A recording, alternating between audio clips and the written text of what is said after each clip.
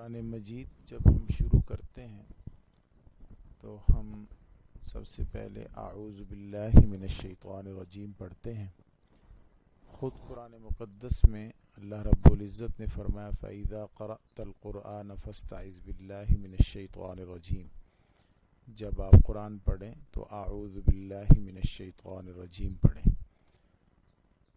اعوذ باللہ من الشیطان الرجیم، اس کے بعد بسم اللہ الرحمن الرحیم پڑھا جاتا ہے۔ نبی اکرم صلی اللہ علیہ وآلہ وسلم بسم اللہ الرحمن الرحیم ہر سورت کی ابتدا میں تلاوت فرمایا کرتے تھے سوائے سورۃ التوبہ کے۔ بسم اللہ الرحمن الرحیم کا ترجمہ ہے بھی ساتھ اسم نام اللہ تعالی کے، الرحمن جو اللہ رحمان ہے، الرحیم جو اللہ رحیم ہے۔ بھی کا مطلب ساتھ ہے، یعنی اللہ کے نام کے ساتھ شروع کرتا ہوں۔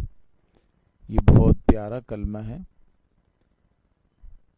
اور ہمیں اس بات کا علم ہے کہ قرآن مجید شروع کرنے سے پہلے نبی اکرم صلی اللہ علیہ وآلہ وسلم بسم اللہ الرحمن الرحیم کی تلاوت فرمایا کرتے تھے۔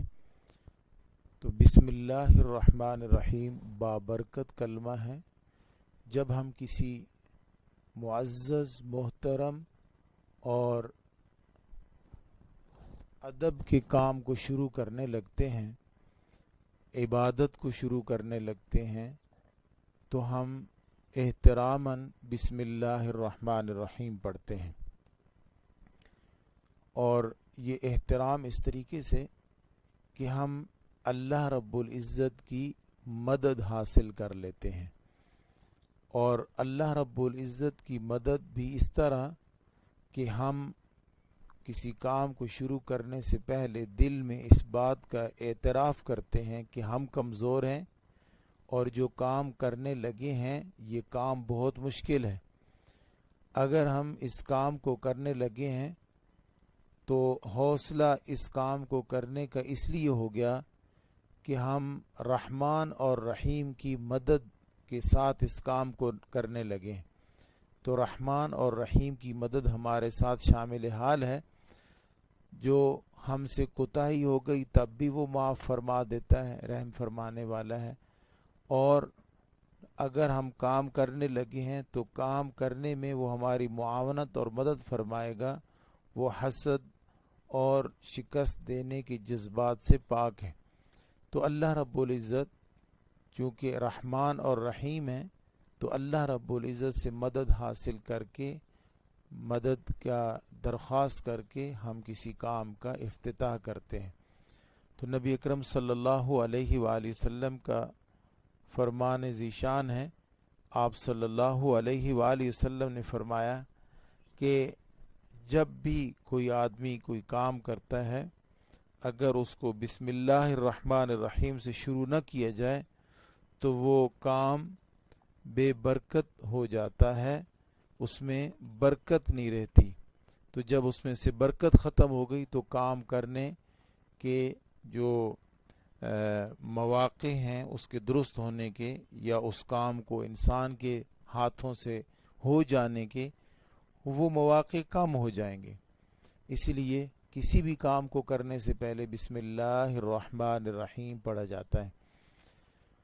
یہ لفظ بسم اللہ الرحمن الرحیم جو ترکیب ہے، یہ کیا قرآن مجید کی ایک آیت مبارکہ ہے یا قرآن مجید کے آیات میں شامل نہیں ہے؟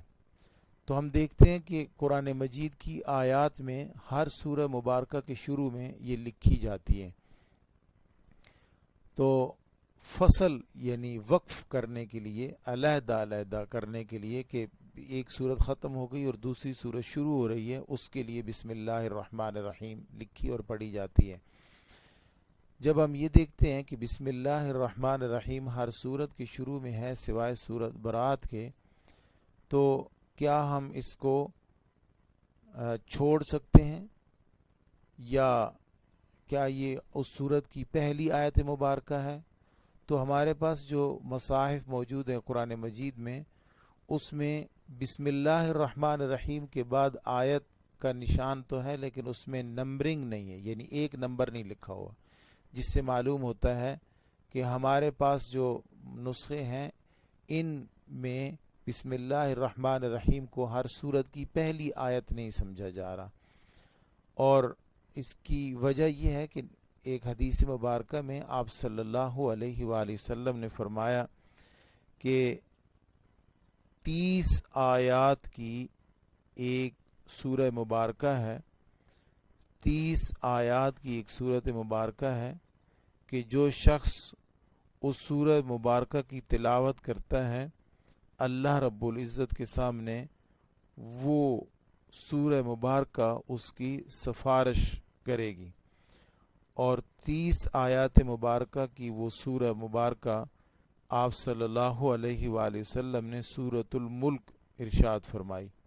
جب ہم سورۃ الملک کو دیکھتے ہیں تو اس میں بسم اللہ الرحمن الرحیم کے علاوہ ہی 30 آیات پوری ہو جاتی ہیں، تو ہمیں معلوم ہوتا ہے کہ بسم اللہ الرحمن الرحیم ہر سورت کی ایک آیت نہیں ہے پہلی آیت، بلکہ یہ اس کا افتتاح ہے، افتتاحی آیت، افتتاح ہے، اس کو افتتاح کرنے کے لیے، شروع کرنے کے لیے، برکت حاصل کرنے کے لیے یا استعانت حاصل کرنے کے لیے، کہ تاکہ میں سورت کی تلاوت کر سکوں، یہ شروع میں لکھی گئی ہے۔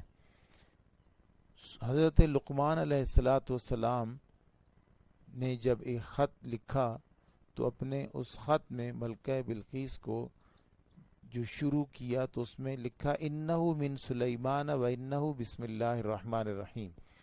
یہ سورۃ النمل کی آیت ہے۔ اس آیت میں بسم اللہ الرحمن الرحیم اس آیت کا ایک حصہ ہے، پارٹ ہے، تو پوری آیت نہیں ہے وہاں پر بسم اللہ الرحمن الرحیم۔ اسی طریقے سے جب ہم حضرت نوح علیہ السلام کی دعا دیکھتے ہیں، جب وہ طوفان کی ابتدا میں کشتی میں سوار ہوتے ہیں تو وہاں فرماتے ہیں وَقَالَ ارْكَبُوا فِيهَا بِسْمِ اللَّهِ مَجْرِيهَا وَمُرْسَاهَا، اور نوح علیہ السلام نے کہا کہ سوار ہو جاؤ اس کشتی میں، بسم اللہ مجریہا و مرساہا، اللہ ہی کے نام سے اس کا چلنا ہے اور اس کا ٹھہرنا بھی۔ تو یہاں پر ان ربی لغفور الرحیم، بے شک میرا رب البتہ معاف فرمانے والا، رحم فرمانے والا ہے۔ تو اس آیت مبارکہ میں بھی بسم اللہ کا لفظ ہے، لیکن اللہ تعالیٰ کی صفات جو آگے غفور اور رحیم ذکر کی گئی ہیں۔ حضرت نوح علیہ السلام نے رحمان اور رحیم کی بجائے غفور اور رحیم کی صفات استعمال فرمائی ہیں، اور وہ بھی نکرہ استعمال ہوئی، یہ معرفہ استعمال ہوئی۔ تو کہیں نہ کہیں کسی کام کو شروع کرنے سے پہلے اللہ رب العزت کا نام لینا ہر پیغمبر سے ثابت ہے، اور پہلی امتوں میں بھی اس ہر کتاب کو بسم اللہ الرحمن الرحیم کے لفظ یا ترکیب سے شروع کیا گیا۔ تو اب ہمیں یہ معلوم ہو جاتا ہے کہ بسم اللہ الرحمن الرحیم ایک مکمل آیت بھی نہیں ہے، بلکہ آیت کا ایک حصہ ہے، جس کا نتیجہ یہ ہوگا کہ اگر کوئی شخص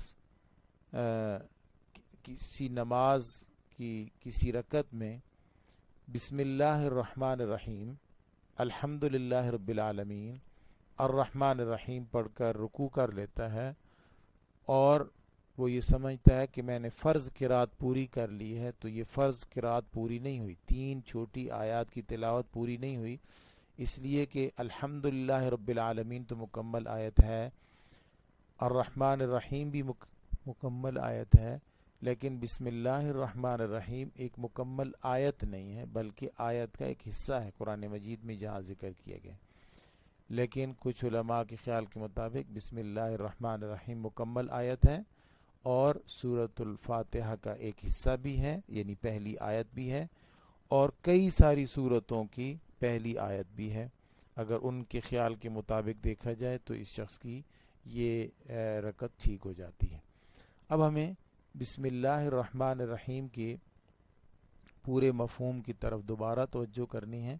اللہ رب العزت یہاں اپنا ایک ذاتی نام یعنی اللہ اور دو صفاتی نام یعنی الرحمن اور الرحیم کا تذکرہ فرماتے ہیں. جب ہم الرحمن کو دیکھتے ہیں تو اس میں بھی را ہا میم روٹ ہے، اور الرحیم کو دیکھتے ہیں تو اس میں بھی را ہا میم ہی روٹ ہے. دونوں کے معنی جو ہے وہ مہربان کے ہیں، اور دونوں کے معنی میں تھوڑا سا فرق ہے. انشاءاللہ ہم اس کو آگے بھی دیکھیں گے، لیکن جو اس کا لفظی معنی ہے وہ ہے رقت قلب یعنی دل کی نرمی.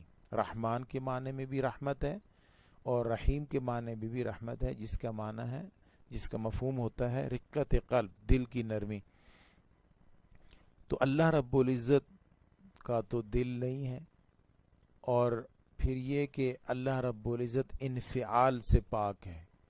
رقت قلب تب ہوتا ہے کہ آپ کسی کا خون بہتے ہوئے دیکھیں تو آپ کا دل نرم ہو جاتا ہے. آپ کسی کو فریاد کرتے ہوئے سنیں تو آپ کا دل نرم ہو جاتا ہے.